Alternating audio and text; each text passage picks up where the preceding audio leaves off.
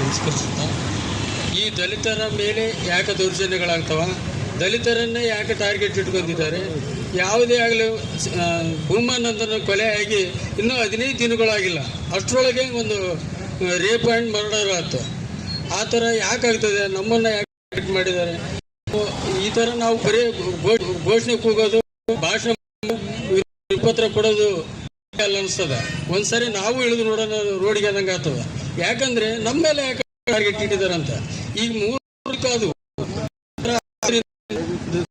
ಸಿಟ್ಟು ರೊಚ್ಚಿಗೆ ಬರೋದ್ರೊಳಗೆ ಅವ್ರನ್ನೆಲ್ಲ ಅರೆಸ್ಟ್ ಮಾಡಿ ಎನ್ಕೌಂಟರ್ ಮಾಡ್ರಿ. ಯಾಕೆ ಮಾಡೋಕ್ಕಾಗ್ತಲ್ಲ? ಬೇರೆ ಬೇರೆ ರಾಜ್ಯಗಳೆಲ್ಲ ರೇಪ್ಗಳು ಮಾಡಿದವರಿಗೆ ಮಾಡ್ತಾರಲ್ಲ, ಆ ಥರ ಎನ್ಕೌಂಟರ್ ಮಾಡ್ರಿ. ಅದೇ ಭೂಮಾನಂದ್ರ ಕೊಲೆ ಆಗಿತ್ತಲ್ಲ, ಕೊಲೆ ಆದಾಗ 4 ಜನ ಅಷ್ಟೇ ಅರೆಸ್ಟ್ ಮಾಡಿದ್ರು. ಇನ್ನು ಹುಡುಕೋದ್ರೊಳಗೆ ಆಯ್ತು. ಎಷ್ಟು ಆದ್ರೆ ಹೆಂಗ ಈ ತರ ಬಹಳ ದೌರ್ಜನ್ಯಗಳಾಗ್ತಿದೆ.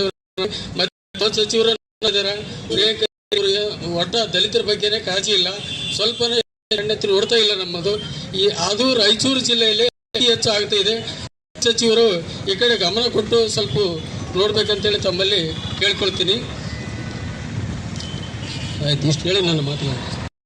ಮನವಿ ಪತ್ರ ಮಾನ್ಯ ತಹಸೀಲ್ದಾರ್ ಮೂಲಕ ರಾಯಚೂರು ಜಿಲ್ಲೆಯ ಒಕ್ಕರಾಳ ಗ್ರಾಮದ ಅಶ್ವಿನಿ, ಲಿಂಗಸೂರು ಅಡಕಲ್ ಗ್ರಾಮದ ರಾಣಮ್ಮ, ಯದೂರು ತಾಲೂಕಿನ 14 ದಲಿತ ಬಹುಮಾನ ಪ್ರಕರಣಗಳನ್ನು ಗಂಭೀರವಾಗಿ ಪರಿಗಣಿಸಿ ತಪ್ಪಿತರ ವಿರುದ್ಧ ಕೈಗೊಳ್ಳಬೇಕೆಂದು ಮೂಲಕ ಈ ಮನವಿಯನ್ನು ನಾವು ಸಲ್ಲಿಸುತ್ತೇವೆ. ಸನ್ಮಾನ್ಯ ಶ್ರೀ ಪ್ರಿಯಾಂಕ್ ಖರ್ಗೆ ಗೃಹ ಸಚಿವರು ಕರ್ನಾಟಕ ಸರ್ಕಾರ ಬೆಂಗಳೂರಿಗೆ ತಲುಪಿಸಲಿಕ್ಕೆ ನಾವು ಕಳಿಸಲಿಕ್ಕೆ ನಾವು ಮುಂದಿನ ಕ್ರಮ ವಹಿಸ್ತೀವಿ. ಅತ್ಯಾಚಾರಿಗಳನ್ನು ಗೆಲ್ಲಿಸಲೇಬೇಕು, ಅತ್ಯಾಚಾರಿಗಳನ್ನು ಗೆಲ್ಲಿಸಲೇಬೇಕು, ಕೊಲೆಗಡಕರನ್ನು ಗಲ್ಲಿಗೇರಿಸಲೇಬೇಕು, ಕೊಲೆಗಡಕರನ್ನು ಗಲ್ಲಿಗೇರಿಸಲೇಬೇಕು. ಕಾನೂನಂತೆ ಕಾನೂನು, ಕಾನೂನಂತೆ ಕಾನೂನು, ಕಾನೂನಂತೆ ಕಾನೂನು.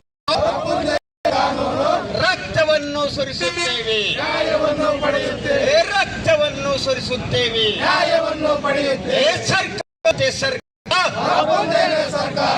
ಸರ್ಕಾರಂತೆ ಸರ್ಕಾರ. ದಲಿತರ ಸಿಟ್ಟು ರಟ್ಟೆಗೆ ಬಂದ್ರೆ, ದಲಿತರ ಸಿಟ್ಟು ರಟ್ಟೆಗೆ ಬಂದ್ರೆ ದಲಿತ ಸಂಘರ್ಷ ಸಮಿತಿ ಹೋರಾಟಕ್ಕೆ ಬಾಬಾ ಸಾಹೇಬ್ ಅಂಬೇಡ್ಕರ್ ಅವರಿಗೆ, ಜೈ ಹಿಂದ್. ದಯವಿಟ್ಟು ಒಂದು ಕಾರ್ಯಕ್ರಮಕ್ಕೆ ತಾವೆಲ್ಲರೂ ಕೂಡ ಕಾರಣ ಪೊಲೀಸ್ ಇಲಾಖೆ ಮತ್ತು ಸಾರ್ವಜನಿಕರು ಕೂಡ ಧನ್ಯವಾದಗಳು.